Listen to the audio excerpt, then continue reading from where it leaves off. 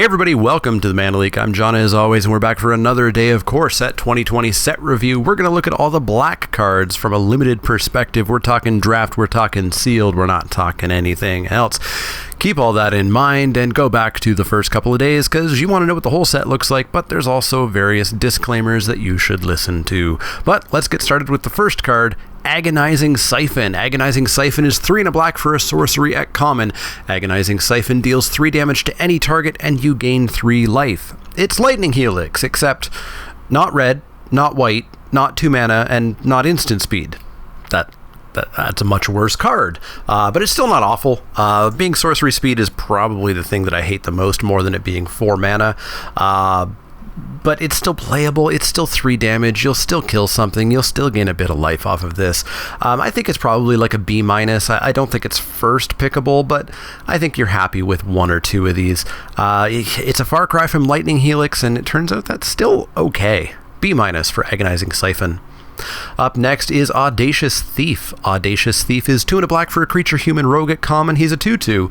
Whenever Audacious Thief attacks, you draw a card and you lose 1 life.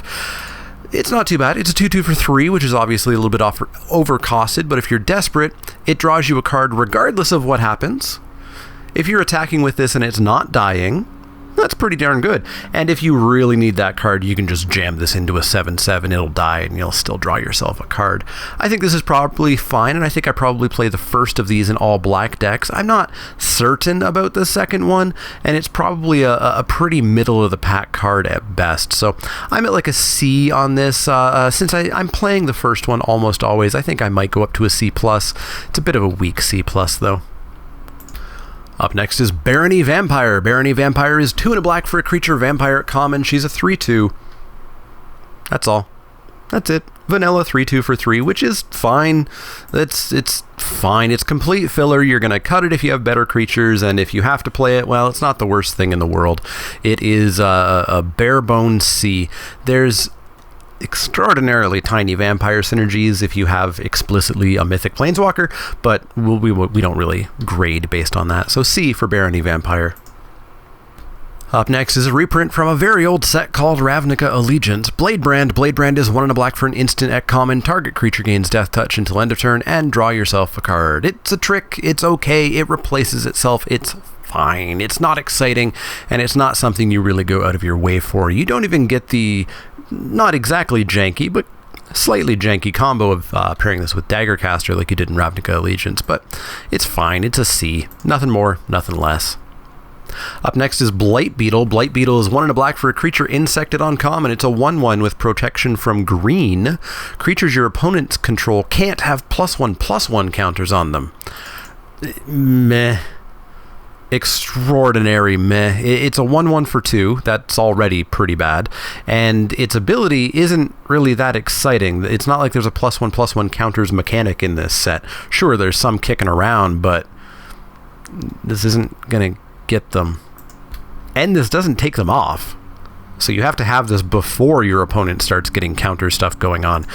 Yeah, this just is like a hard D-. It's a sideboard only card, and even then I don't think I'm sideboarding this in against most green decks. So D- for Blight Beetle. Up next is Blood Burglar, starting the large number of blood cards. Blood Burglar is 1 and a black for a creature vampire rogue at common. It's a 2/2. As long as it's your turn, Blood Burglar has Life Link. It's Mesa Unicorn, except it doesn't block lifelink-ally. That's fine. It's a solid includable card at the C+ range. It's Bishop's Soldier as well, I guess you could call it. But it's a card that I'm picking kind of start of the middle of the pack. Not much else to say here. We've played with the Bishop's Soldier. We played with the Mesa Unicorn. Them having lifelink on defense was never really why you were playing them. So I think this is pretty darn similar. So I've got this at a C+. I'm probably going to play almost every one of these that I pick. Probably every one of these that I pick. C+ for Blood Burglar. Blood for Bones is up next. Blood for Bones is 3 and a black for a sorcery at uncommon. As an additional cost to cast this spell, sacrifice a creature. Return a creature card from your graveyard to the battlefield. Then return another creature card from your graveyard to your hand. This seems really strong. You turn a cruddy creature into the best creature that's already been killed or countered or milled, maybe. And you also get to return another one to your hand. And this card doesn't say target anywhere. That's got some implications. That means that A, you cast this spell and you don't say anything about what you're doing. You simply say, I am casting Blood for Bones. If your opponent in any way wants to counter this or remove creatures from your graveyard, they have to do it without knowledge of what you're going to return.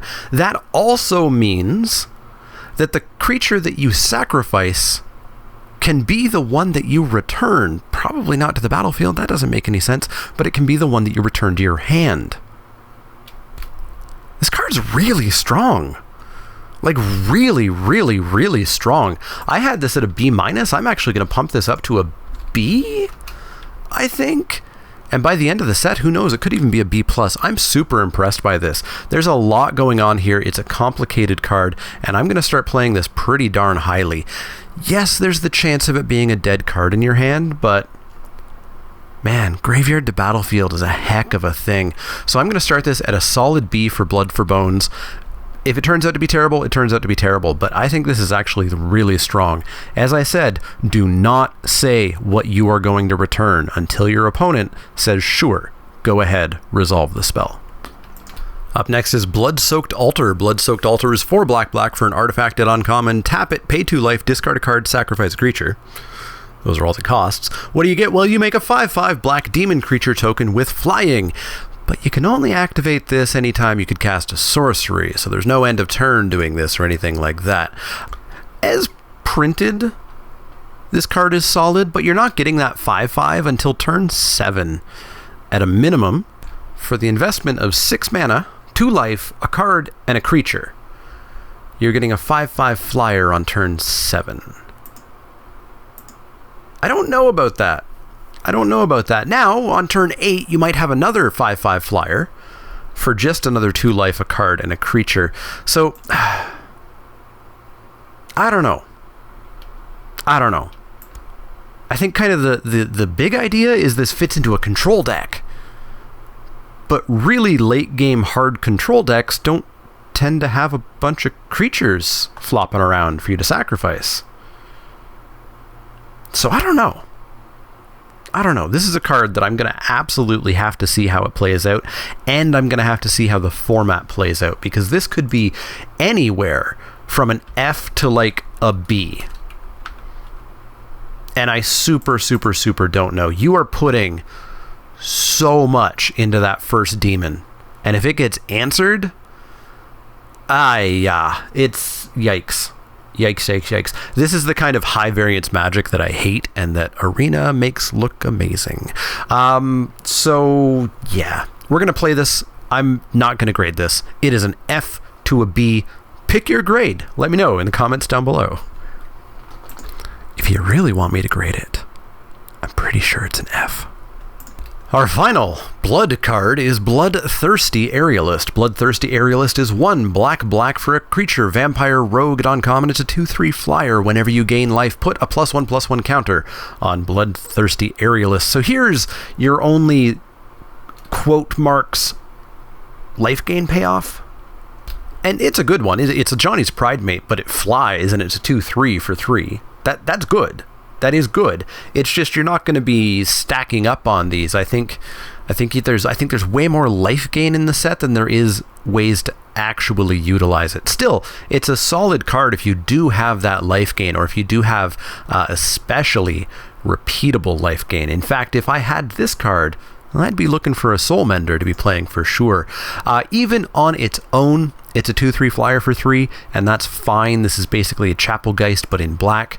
So it's a totally fine card. I have this at like a strong C+. And if you do have multiples of these, or you do have a Soul Mender or something, it'll definitely feel like a B- if you get going with this. But a strong C+ for Bloodthirsty Aerialist.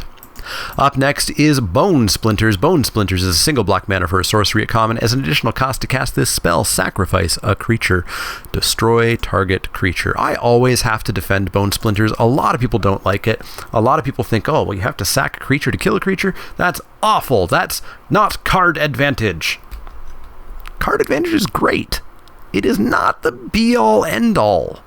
You don't sack your bomb to kill their bomb. You might, if you have to, if it's desperate straits. You sack your 1/1 to kill their bomb, their 2/2 to kill their bomb, that thing that you played several turns ago that doesn't matter anymore.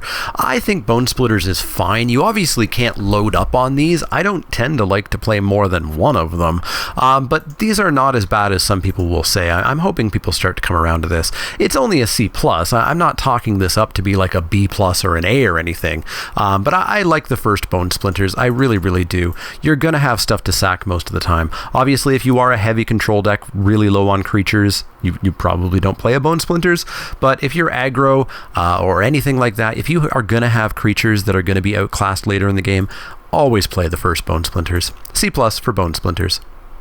Up next is Boneclad Necromancer. Boneclad Necromancer is 3 black for a creature human wizard at common. It's a 3/3. When Boneclad Necromancer enters the battlefield, you may exile target creature card from a graveyard. If you do, create a 2/2 black zombie creature token. Well, here we are with another one of these variable cards. It is unplayable if it's a 3/3 for 5. If there's nothing for you to exile, this card is unplayable. You can't play it. You have to make sure that you're going to be targeting something. Luckily, it is a graveyard, so you're going to have 2 to choose from. You're going to have yours and your opponent's. But even if everything works out, you get a 5/5. Except it's not a 5/5, it's a 3/3 and a 2/2.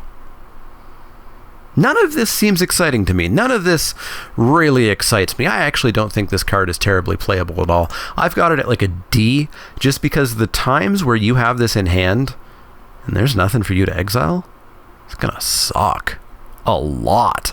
And the best case scenario of this is still getting kind of what you paid for, but in my opinion, not really. I talked about this yesterday and I think the day before. I don't actually like splitting my creatures up too much when we start to get into like the big numbers and the expensive mana costs. Call the Cavalry, awesome, love it. This, not as big a fan. So I've got a D for Boneclad Necromancer. Cavalier of Knight is up next, the Black Cavalier. Cavalier of Knight is 2 black for a creature elemental knight at Mythic. It's a 4/5 lifelink. When Cavalier of Knight enters the battlefield, you may sacrifice another creature. When you do, destroy target creature an opponent controls. Bone Splinters. When Cavalier of Knight dies, return target creature card with CMC 3 or less from your graveyard to the battlefield. This Cavalier I quite like as well. Again, harsh casting cost. You gotta make sure that you are playing black. But the power here is very, very, very real. 4/5 lifelinker will cause some very real headaches for your opponent. Getting to Bone Splinters if you want, you don't have to, is going to be great. And if your opponent does kill this, you get a 3-drop, hopefully, or maybe you get a 2-drop or a 1-drop, back to the battlefield. This card's a snap first pick. You just got to make sure that you can cast it. If you are light on the black, if you are splashing black, don't play it. I think there's going to be a lot of people, a lot of newer players who are going to have to learn this lesson of splashing can be hard. There can be costs to splashing. Be careful, but this is an A. A for Cavalier of Knight. Disfigure is up next, a card I always like. Disfigure is a single black mana for an instant at uncommon. Target creature gets -2/-2 until end of turn. It's deadweight, except it doesn't stay on the creature like deadweight does, but it's instant speed. I like Disfigure. I always like at least one. I'll play the second one almost always as well because it kills all X2s. Sure, it doesn't kill X3s, 4s, 5s, 12s, etc., but you can engineer combats and other stuff to make it work out for you. I'm a fan of this. I like it at a B-. Maybe I need to dial that back slightly to like a C+. Yeah, let's go C+ on Disfigure. I'm never first picking this. I'm never even considering first picking this, I don't think. So let's go C+ on Disfigure. It's still pretty darn good, though, and I'll typically play the second one, I think. If it turns out you're against green or something and their like crappiest creature's a 3/3, maybe you side one out. But C+ for Disfigure. Dread Presence is up next. Dread Presence is 3 and a black for a creature nightmare with really nice art. It's a rare, it's a 3/3. Whenever a swamp enters the battlefield under your control, choose one. You draw a card and you lose 1 life, or Dread Presence deals 2 damage to any target and you gain 2 life. Seems great. It's a hill giant, which isn't the best, but is playable begrudgingly, and it'll hopefully do some work. I would caution against just assuming that you're going to go wild on the triggers, because unless you're mono black, you're probably looking at around, on average 7 or 8 remaining swamps in your entire deck maximum when you do play this card. But it really only takes like 1 activation, maybe 2 activations to make this card super, super, super, super worth it. If you somehow go mono black, congrats, this card's going to be amazing. I've got this at like a solid B. It might even be a B+ in most decks. And of course, if you are mono black, well, maybe it creeps up to the A- range, but I doubt it. B+ for Dread Presence.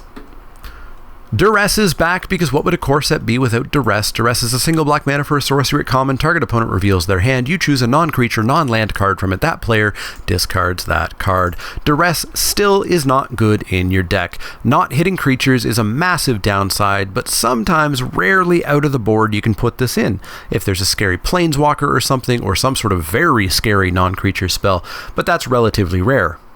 Or mythic, as it were. D- for Duress. Up next is Embodiment of Agonys, who has faces for a chest. Embodiment of Agonys is 1 black for a creature demon at rare. It's a 0/0 flying death touch. Embodiment of Agonys enters the battlefield with a +1/+1 counter on it for each different mana cost among non-land cards in your graveyard. Not converted mana costs. So 2 black and 1 black and 1 Phyrexian black are 3 different casting costs, despite them all being 3 CMC. So keep that in mind. That being said, this card is gonna make some people go, whoa, this is nuts. Careful. That's what we do here. We try to dial back our excitement. This card is never going to come down on turn 3. And if it does, you're probably getting like a 2/2 Death Toucher flyer. Maybe. One thing I frequently have to remind people is your graveyards don't fill up quite as fast as you think they do in the average game. They certainly fill up in most games, but not quite as fast as people seem to think. And this needs to be filling up with different mana costs. I almost said converted mana costs. I never say mana cost. So I think the way that you look at this demon is as a 6-drop. Like, this is a late game card that's going to be a big, cheap flyer in the late game. So taking that perspective, the card's still super solid. I think it's like a B. I think you just have to ignore that mana cost and pretend that it costs 6 mana or 7 mana or something like that, because you're never going to cast this in the early game. In fact, I would bet you're probably not going to cast this before about turn 5 in general. But after turn 5, after turn 6, this is a pretty darn solid card most of the time, I think, so I'm going to go with a B on it. No higher, because you will get to turn 6 or turn 7 sometimes with empty graveyards, or graveyards that have one mana cost. So just a B, but a B for Embodiment of Agonys. Epicure of Blood is up next. Epicure of Blood is 4 and a black for a creature vampire at common. It's a 4/4. Whenever you gain life, each opponent loses 1 life. Here's your other quote-unquote life gain payoff, I suppose, but this wasn't one that you were really excited to get in M19, where there actually was a black-white life gain deck. I don't think you're super excited to get this one here either. It's an expensive 4/4. It's not great. Maybe you can relive the glory days of M19 and really put together that black-white life gain deck, but I'm just not seeing it here in this set. So I've got this at like a C-. I don't really want to play it unless I definitely have somehow put together that life gain deck, which I don't think exists the way it used to. C- for Epicure of Blood. Fathom Fleet Cutthroat is back from Ixalan. Fathom Fleet Cutthroat is 3 and a black for a creature human pirate at common. It's a 3/3. When Fathom Fleet Cutthroat enters the battlefield, destroy target creature an opponent controls that was dealt damage this turn. If you weren't around for Ixalan, this is Vraska's finisher, but more expensive for 1 less toughness and doesn't hit planeswalkers. 4 mana is a bit costly. Finisher was fine because it was 3. That 1 extra mana makes it a little bit worse, and for 1 extra toughness, I don't think it's really worthwhile. Plus, unlike an Ixalan, this doesn't have any pirate value like it used to, so I think this is around a C. I never really liked playing this card in Ixalan, and I think it is worse here, so I've got it at a C. You can play it if you have to, but you also don't have to feel bad for not playing it. It might actually be a C-, but we'll be nice to him for here. Let's go with a C for Fathom Fleet Cutthroat. Up next is Feral Abomination. Feral Abomination is 5 and a black for a creature Thrall at common. It's a 5/5 Death Toucher. We last saw this, I believe, in M19, and it's never been one of my favorite cards. It's really expensive for what it does, and big Death Touchers don't really excite me at all. I've played this in decks before where I was desperate for a playable card, so, I think it's like a C-. You cut it any chance that you possibly can, but in general, Death Touchers should be cheap. Death Touchers should be 1/1s for 1, because they do exactly the same thing as the Feral Abomination. Sure, the Feral Abomination lives a little bit more, but so would a 5/5 for 5. And it would probably generally have the same impact as this, but you're paying an extra mana for that Death Touch. So I'm not a fan of Feral Abomination. I'm going to cut it whenever I can. C- for Feral Abomination. Up next is Gorging Vulture. Gorging Vulture is 2 and a black for a creature bird at common. It's a 2/2 flyer. When Gorging Vulture enters the battlefield, put the top 4 cards of your library into your graveyard. You gain 1 life for each creature card put into your graveyard this way. It's a Windrake, I guess. It's a 2/2 flyer for 3, but milling yourself 4, it's a downside. It's not a big downside. Milling yourself is typically not as bad as you think it is. Sure, it feels bad when you mill bomb, removal, bomb, but you're way more likely to mill land, card you don't really care about, card that you kind of care about, and it's not a big deal. Unfortunately, we're not getting anything extra for this card. We're getting a card that normally costs 3 mana anyways. You gain a life for milling creatures, which is not repayment for that. You would gain more life. You would do more by playing those creatures. So I really don't care for Gorging Vulture. I have it at like a C-. This is not a great card. C- for Gorging Vulture. You can play it if you have to. But boy, that downside, I actually kind of want to put it into the D category. Gravedigger is up next. Gravedigger is 3 and a black for a creature zombie at uncommon. It's a 2/2. When Gravedigger enters the battlefield, you may return target creature card from your graveyard to your hand. Gravedigger is fantastic. I do not like the Amonkhet art. There is one art that I remember for this card, and it is not this one. So I have seen this card multiple times and just assumed it was some random dumb zombie instead of Gravedigger, which is a great card. It's a 2/2 for 4, which of course is expensive, but returning your choice of creature to your hand is huge. You guys probably know I don't like this effect when it is a card that returns 1 creature at sorcery speed for a sorcery. I don't like trading a card for a creature in my graveyard, because the card doesn't do anything otherwise. But getting a body attached to it, well, that makes me like this card quite a bit. Gravedigger is sometimes actually first pickable, and just another sign that I think this core set's going to be great. This set reminds me of the old M13 era core sets, and I'm super excited for it.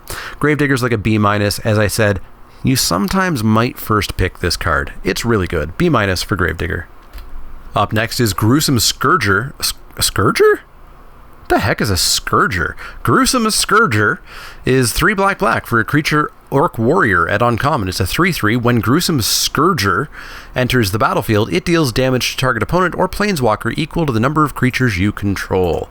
It's fine. It's a 5 mana 3/3 that does a few damage, hopefully, on entry. It does at least 1. It's not amazing, but it's okay.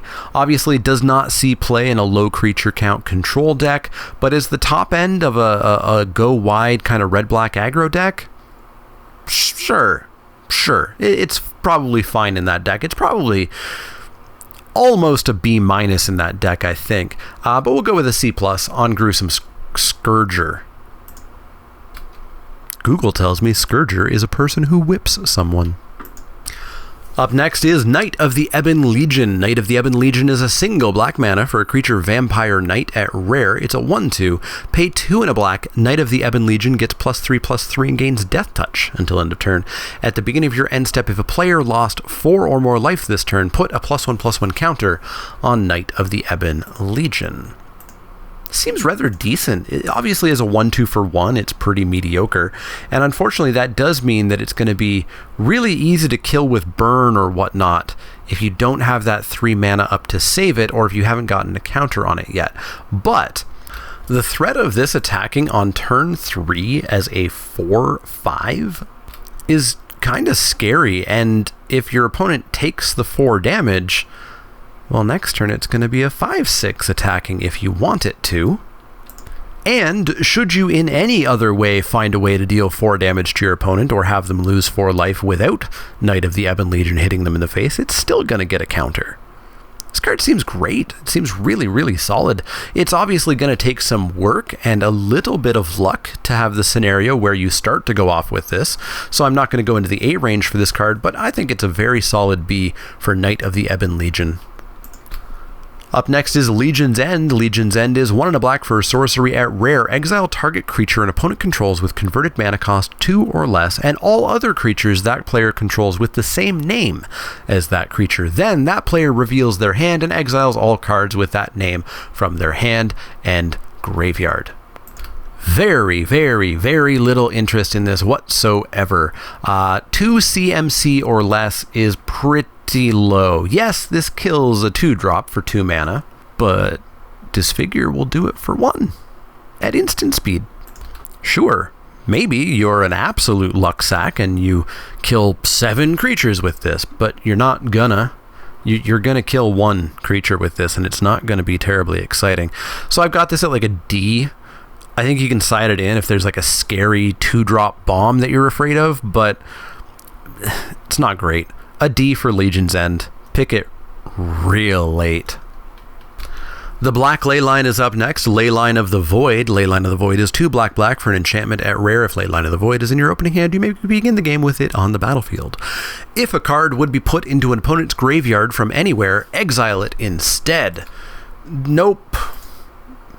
It's constructed only. You're super unlikely to ever need this effect, so it's certainly not worth playing for 4 mana. It's certainly not worth a card in your deck.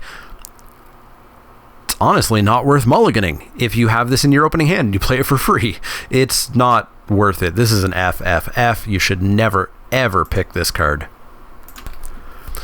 Well, we got duress, so we got to make sure that we have Mind Rot, otherwise this wouldn't be a core set. Mind Rot, 2 and a black for a sorcery at common, target player discards 2 cards. As always, this is a little bit more playable in sealed, where it's slower and you're more likely to get stuff, and opponents play more bombs because they have 3 more packs worth of rares than they do in draft. And in draft, it's a little bit less good, but is still begrudgingly playable. I play this more than I even really want to admit, but it's still around the C- range. You cut it generally whenever you can. C- for Mind Rot, it just doesn't do enough with your opponent choosing the cards to discard.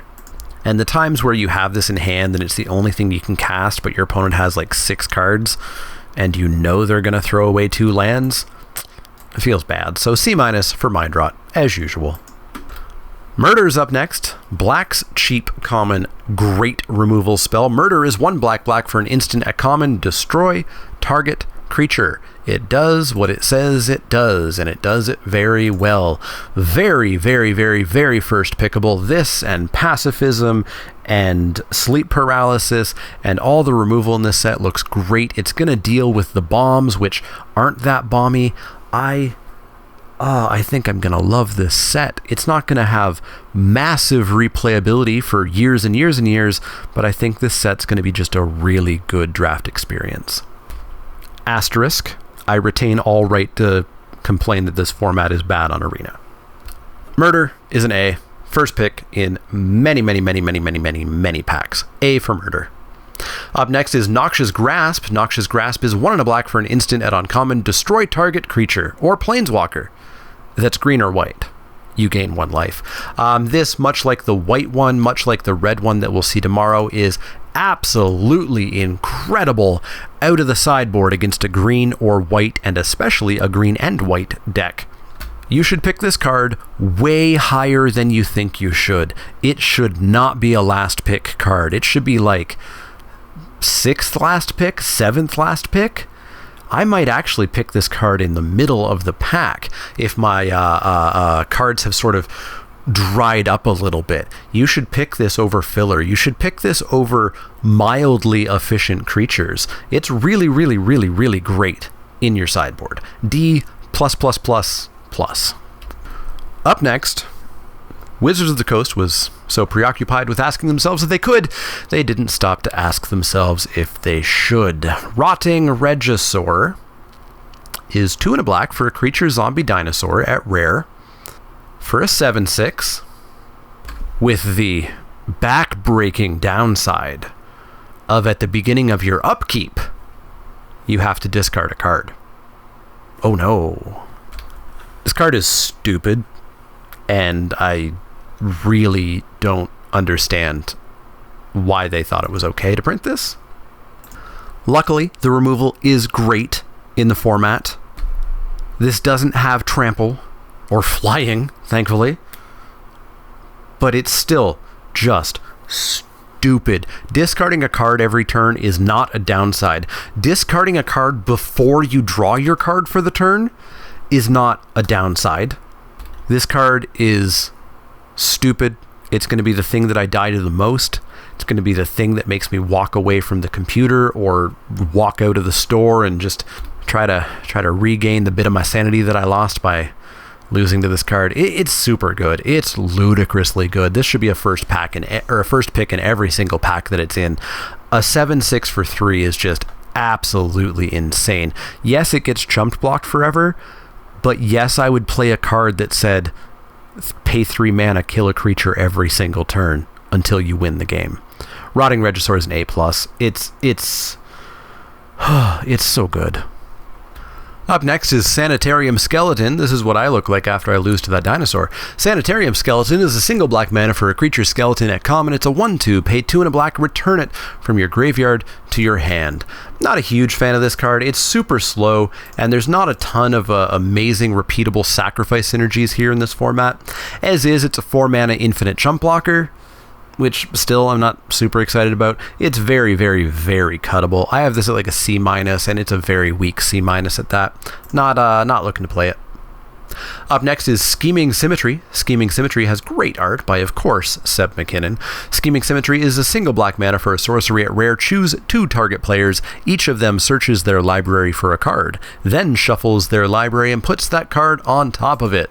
Holy moly, no. Absolutely not. You have to be so confident that your deck is light years better than your opponent's deck in order to allow them to tutor up whatever card they want as well and have the first chance to draw it and use it.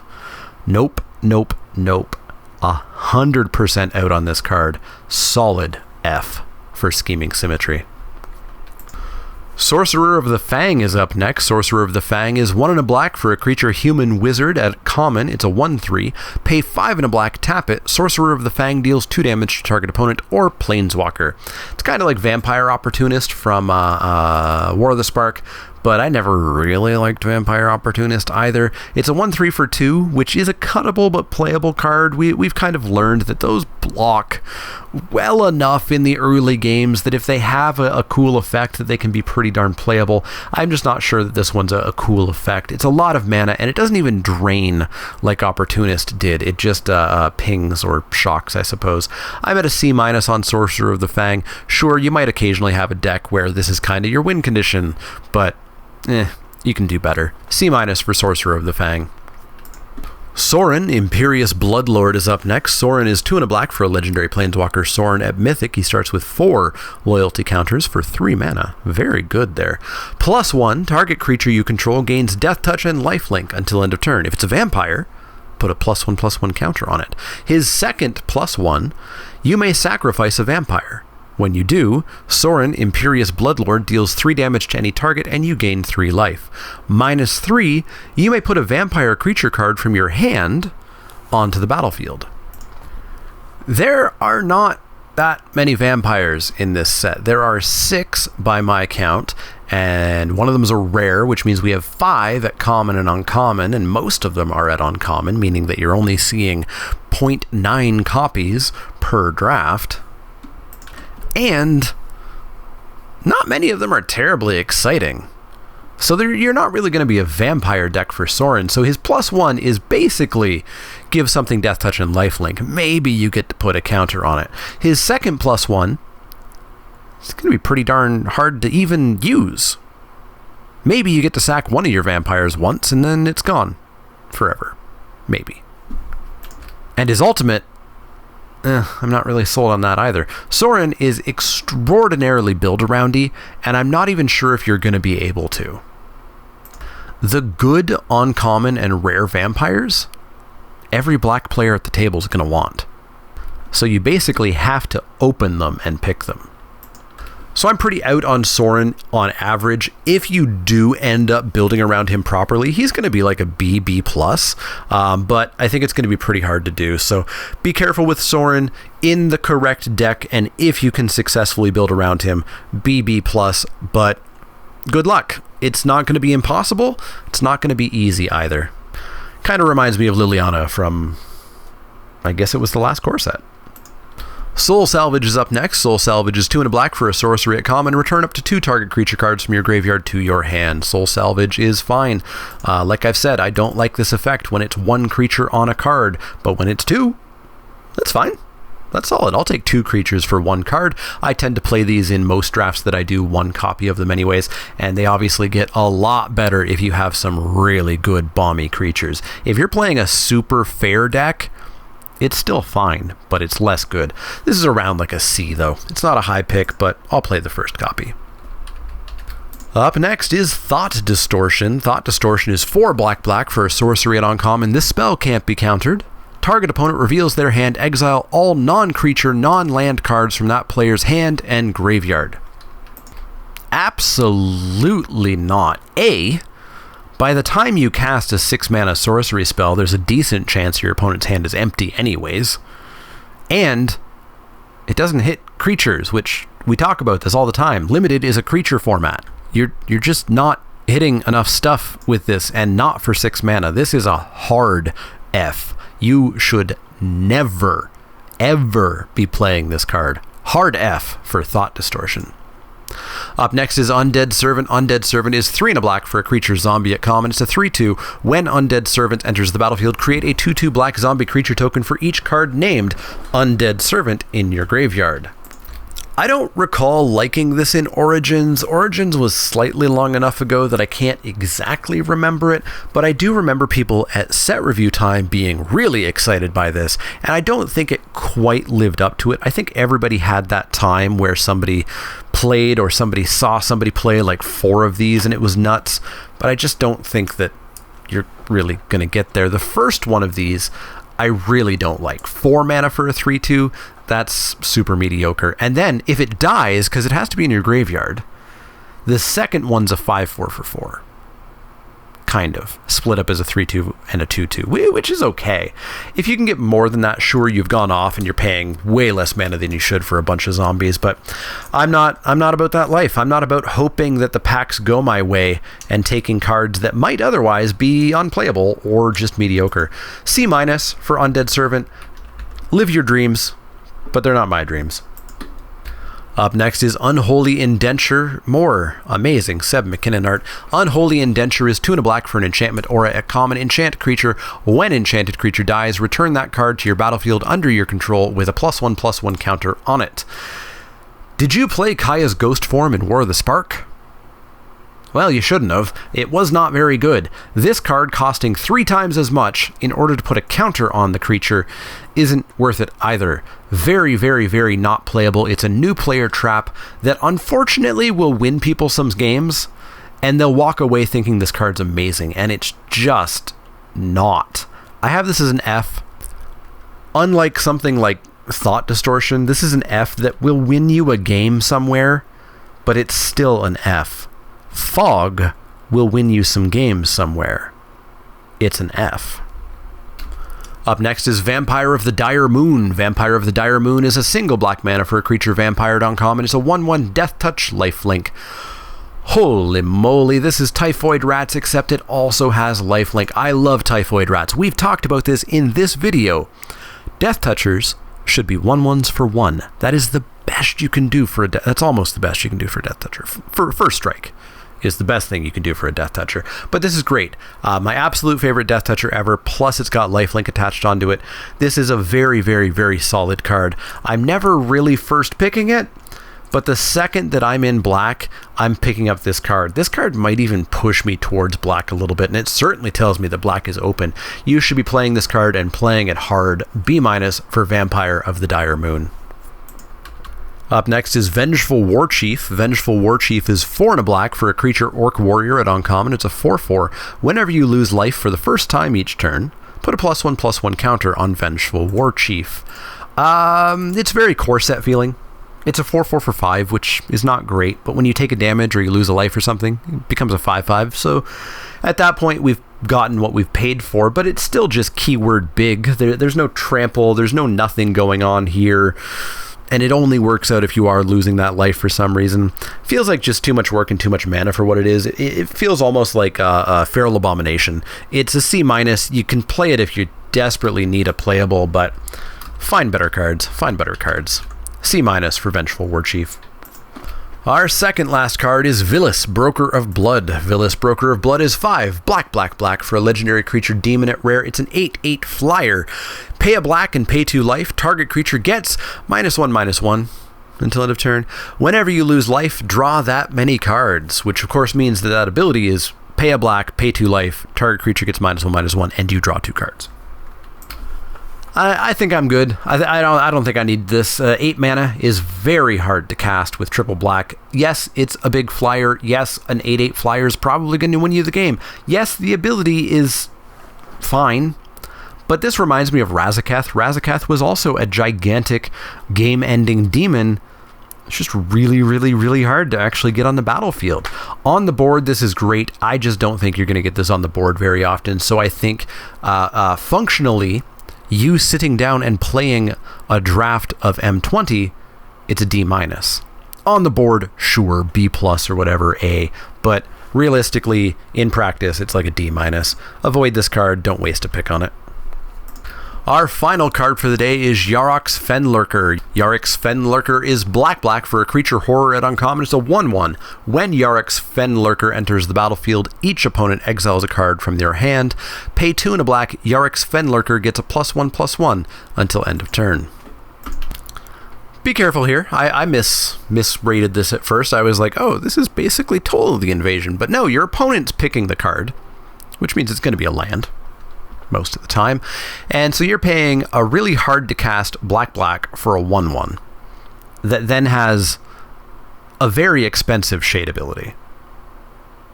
I'm super out on this card. I don't want to play this card at all. I think it's a D. I think it's a D. Yes, it's technically a creature that you could play, but you can play any other creature that you drafted other than this. It's a 1/1 for 2 with an expensive shade ability. It's a hard to cast too. I'm super out on this card. I've got this at a D. I just never ever really want to play this card. Things have to go real badly if I put this into my deck. So that's going to wrap it up for the Black set review. Black's got some very cool cards. It's got some possible mistakes of cards with Rotting Regisaur. But yeah, it looks like a very good color. I think Black has a strong chance to be one of the better colors in the format. And of course, it has the best removal with Murder. So let me know what you think of Black, what cards you agree with, disagree with, etc. in the comments down below. Let me know about Bloodsoaked Altar. Is it too much? Or is it actually just amazing? Let me know in the comments down below. As always, if you have any questions, comments, or suggestions, you can always find me over on Facebook, Twitter, and Twitch, where on July 1st, Canada Day, I will be streaming many hours of Core Set 2020 sealed and draft over on Arena. Thank you very much to Wizards of the Coast for inviting me to the early access streamer event. You can always go over to patreon.com/manaleek and help me out there if you want to. The patrons are the best people in the world. You guys keep this channel going. If you want to help out with that, get entered to get the cards from the Crack Pack Tuesdays, etc., you can go over and check that out. You can always go over to inkedgaming.com and use the promo code ManaLeak10, all one word, 10 is the number, to get 10% off your order and help the channel out that way. The easiest way to help out the channel: thumbs up, subscribe, share. It's free. Takes like no effort. But if you do have questions, comments, or suggestions, let me know. Otherwise, see y'all tomorrow for the red set review.